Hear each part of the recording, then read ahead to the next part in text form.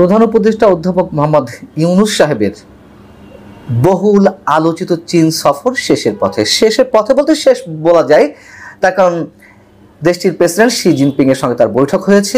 কিন্তু কি পেল বাংলাদেশের চেয়ে বড় কথা হচ্ছে ডক্টর মোহাম্মদ ইউনূস নিজে কি পেলেন অথবা তার সরকার কি পেলেন। এত যে ঢাকঢোল পেটানো হলো, তাকে এতটাই চীন গুরুত্ব দিচ্ছে যে তার জন্য বিশেষ বিমান পাঠিয়ে তাকে নিয়ে যাওয়া হয়েছে, এবং এই বিষয়টি গত মিনিমাম 2 মাস ধরে আলোচনায় ছিল যে বিশেষ বিমান দিয়ে তাকে চীনে নিয়ে যাওয়া হচ্ছে। এবং সেই বিশেষ বিমানটি যে একটি ভাড়া বিমান, পরবর্তীতে আমরা জেনেছি তা নিয়ে যথেষ্ট বিতর্ক উঠেছে। এটি আসলে চীন পাঠিয়েছে কিনা সেটা নিয়েও প্রশ্ন দেখা দিয়েছে। যাই হোক, এইসব ছোটখাটো বিষয় বলে আর সময় নষ্ট করতে চাই না। কথা হচ্ছে শি জিনপিং এর সঙ্গে আমাদের প্রধান উপদেষ্টা বৈঠকে তো আসলে তেমন কিছুই মেলেনি, ফাঁপা বেলুন ছাড়া। উপরন্তু ভারতের পক্ষ থেকে সম্ভবত প্রধান উপদেষ্টা মারাত্মক অপমানের শিকারী হয়েছেন। কিভাবে সেটা বলছি। শি জিনপিং এর সঙ্গে বৈঠকে কি হলো, নির্যাসটি যেটা আমরা পেলাম, কোনো গণমাধ্যম খবর পেয়েছে যে বাংলাদেশের আম কাঁঠালের প্রশংসা করেছেন শি জিনপিং। পরবর্তী বছর থেকে বাংলাদেশ থেকে আম কাঁঠাল রপ্তানি হবে। আর কি হবে, শফিকুল আলম তিনি শি জিনপিং এর সঙ্গে অধ্যাপক মোহাম্মদ ইউনূসের যে বৈঠক হয়েছে সেই বৈঠক প্রসঙ্গে বলতে গিয়ে তিনি এমনভাবে গণমাধ্যমের সামনে উপস্থাপন করেছেন যে তিনি শি জিনপিং ডক্টর মোহাম্মদ ইউনূসকে কাছে পেয়ে খুব বিগলিত, তাকে খুব বেশি ইম্পর্টেন্স দেওয়ার চেষ্টা করা হয়েছে। এর মধ্যে থেকে বোঝা যায় যে এই সরকারের প্রতি চীন সহ বহির্বিশ্বের কতটা সুসম্পর্ক রয়েছে। এত ঢাকঢোল পিটানোর দরকার নেই, এগুলো রাজনৈতিক সরকারগুলো করে। আমরা দেখেছি শেখ হাসিনা সরকার কিভাবে শেখ হাসিনা বাইডেনের সাথে একটি সেলফি তোলার পর তা কিভাবে ঢাকঢোল পিটিয়েছিল। চীনে যাচ্ছে সেটিও ঢাকঢোল পেটানো হয়েছিল। আমরা দেখেছি চীনে গিয়ে শেখ হাসিনা কিভাবে অপমানিত হয়েছিলেন। তিনি এতটাই অপমানিত হয়েছিলেন যে সে দেশের পররাষ্ট্রমন্ত্রী তার সঙ্গে দেখা করেনি, শি জিনপিং এর সঙ্গে বৈঠকও হয়নি, এবং যে পরিমাণ ঋণ সহায়তা পাওয়ার কথা ছিল সেটি হয়নি। বিধায় একদিন আগে শেখ হাসিনাকে ফিরে আসতে হয়েছিল। ডক্টর মোহাম্মদ ইউনূস ঢাকঢোল পিটিয়ে যা করেছেন, হয়তো বৈঠকটি হয়েছে শি জিনপিং এর সঙ্গে, কিন্তু এটি শি জিনপিং নিজের স্বার্থে, চীনের নিজের স্বার্থে। এবং স্বার্থটা কোথায়? অবশ্যই চিকেন নেকে যে তিস্তা ব্যারেজ, বহুমুখী তিস্তা প্রকল্পের কথা কয়েক বছর ধরে শোনা যাচ্ছে, সেটিতে চীন যে অর্থায়ন করতে চেয়েছিল সেটিতে আগ্রহ প্রকাশ করছে, এবং এই কারণে প্রায় জামাই আদরে ডক্টর মোহাম্মদ ইউনূসকে চীনে নিয়ে যাওয়ার কথা ছড়ানো হয়েছে। এবং মজার বিষয় হচ্ছে শফিকুল আলম, প্রেস সচিব শফিকুল আলম যখন গণমাধ্যমের সঙ্গে কথা বলছিলেন, এই তিস্তা প্রকল্পের বিষয়টি তিনি হাইড করে যাওয়ার চেষ্টা করছিলেন, বরং তাকে মনে করিয়ে দিলেন ডেপুটি প্রেস সেক্রেটারি, প্রধান উপদেষ্টা ডেপুটি প্রেস সেক্রেটারি আজান মজুমদার। তখন তিনি বললেন যে হ্যাঁ, তিস্তা প্রকল্প প্রসঙ্গে কথা হয়েছে। তবে কি কথা হয়েছে, কি আলোচনা হয়েছে, সেগুলো বিস্তারিত জানায়নি।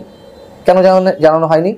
এবং আমার ধারণা এই তিস্তা প্রকল্প নিয়েই ডক্টর মোহাম্মদ ইউনূস সবচেয়ে বেশি ঝামেলায় পড়তে যাচ্ছেন, এবং চীনেও তো এইটিতে গুরুত্ব দেওয়া ছাড়া আর তেমন কিছু তারা এই মুহূর্তে বাংলাদেশকে অতটা বিবেচনা নেওয়ার কথা না। যদিও বিআরআই যেটি রয়েছে সেখানে $24 বিলিয়ন যে ঋণ দেওয়ার কথা রয়েছে, সেটি শেখ হাসিনা সরকারের সময় তার কিছু অংশ ছাড় হয়েছে, কিন্তু অন্য কোনো বিষয় আর আলোচনা হয়নি সেই ঋণের বাকিটা কতটুকু কিভাবে ছাড় হবে আমি যা দূর জেনেছি। এবং প্রধান উপদেষ্টা যেহেতু চীন থেকে থাইল্যান্ডে যাবেন বিমস্টেকের সম্মেলনে, সেখানে ভারতের প্রধানমন্ত্রী যাবেন। ভারতের প্রধানমন্ত্রী নরেন্দ্র মোদী আমাদের প্রধান উপদেষ্টার সঙ্গে দেখা করছে না, এটি ভারতের পররাষ্ট্র মন্ত্রণালয় কিছু না আগে জানিয়ে দিয়েছে, যেখানে খুব বেশি আশায় ছিল যে অন্তত বিমস্টেক সম্মেলনে সাইড লাইনে তাদের দুজনের মধ্যে দেখা হবে, কথা হবে, বৈঠক হবে। এবং প্রথমে বলছিলাম যে বরঞ্চ ভারতের এক ধরনের চরম অপমানের শিকার হয়েছেন আমাদের প্রধান উপদেষ্টা। সেটি হচ্ছে চীন সফরে যাওয়ার আগে ভারতের অন্যতম প্রভাবশালী গণমাধ্যম দ্য হিন্দু থেকে একটি ইন্টারভিউ করা হয়েছিল প্রধান উপদেষ্টা প্রেস সচিব মিস্টার শফিকুল আলমের।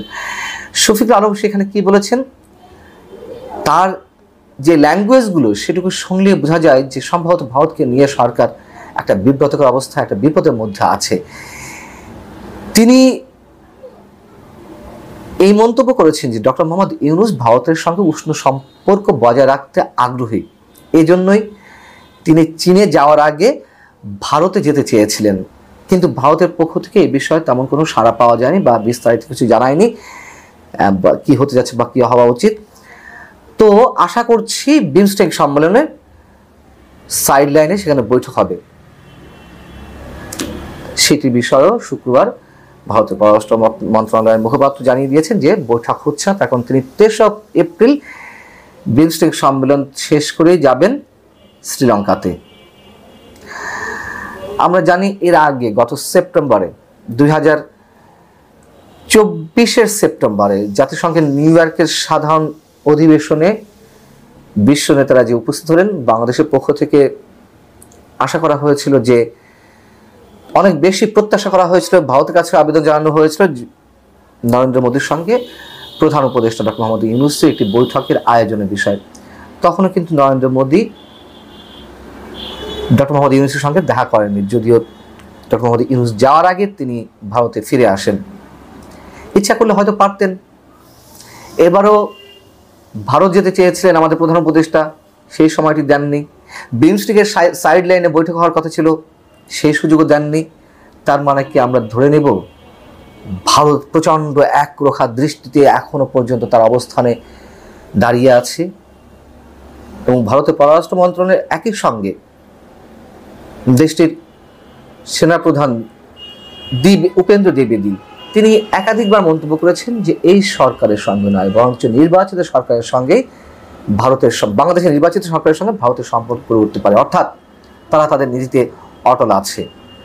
আমাদের প্রধান উপদেষ্টা প্রেস সচিব যতই লাফাঝাফি করুক, যতই লম্ফজম্প দিক, যে বিশাল কিছু অর্জন করে এলেন চীন থেকে, আসলে চীন থেকে কি অর্জন করা হয়েছে আর ভারতই বা কি ট্রিট করছে, এবং তার কথাবার্তা তো বোঝা গেছে যে তারা বোধহয় চাকরির মধ্যে আছে, বিপদের মধ্যে আছে। মিউ মিউ করে বলছেন যে ভারতে যাওয়ার ইচ্ছে ছিল চীন সফরে আগে, এবং যেটি জানা গেছে যে চীন সফরে যে চুক্তিগুলো হয়েছে তার মধ্যে একটি অর্থনৈতিক এবং প্রযুক্তিগত সহযোগিতা বিষয়ক চুক্তি, আর 8টি সমঝোতা স্মারক। এই সমঝোতা স্মারকগুলোর মধ্যে কি রয়েছে? দুই দেশের কালজয়ী সাহিত্য ও শিল্পকর্মের অনুবাদ ও সৃজন, সাংস্কৃতিক ঐতিহ্য, খবর আদান প্রদান, গণমাধ্যম, ক্রীড়া ও স্বাস্থ্য খাতে স্বাস্থ্য খাতে বিনিময় সহযোগিতা, বিনিয়োগ না। সবচেয়ে জোর দিয়ে যেটি বলা হয়েছে যে সে দেশের বিনিয়োগকারীদেরকে আকৃষ্ট করার জন্য প্রধান উপদেষ্টা তার পক্ষ থেকে যতটুকু যা করেছেন, তিনি বাংলাদেশে বিনিয়োগ করতে বলেছেন। এত সহজ না। আর খুব ফর্মালিটিস মেনটেন করে চীনের প্রেসিডেন্ট শি জিনপিং বলেছেন যে তিনি ব্যবসায়ীদের সঙ্গে কথা বলবেন, তাদেরকে উৎসাহিত করবেন। সেটিকে বেশ ফুলিয়ে ফাঁপিয়ে প্রচার করা হচ্ছে প্রেস সচিব মিস্টার শফিকের পক্ষ থেকে। বরং বিদেশি বিনিয়োগ একেবারে শূন্যের কোঠায় এসে নেমেছে। বিদেশি ঋণ 68% 2023-24 অর্থ বছরে যাচ্ছিল, সেটির তুলনায় 68% বিদেশি ঋণ কম এসেছে। আমাদের প্রধান উপদেষ্টা ক্যারিশমা বোঝা যাচ্ছে তো। আল্লাহ হাফেজ।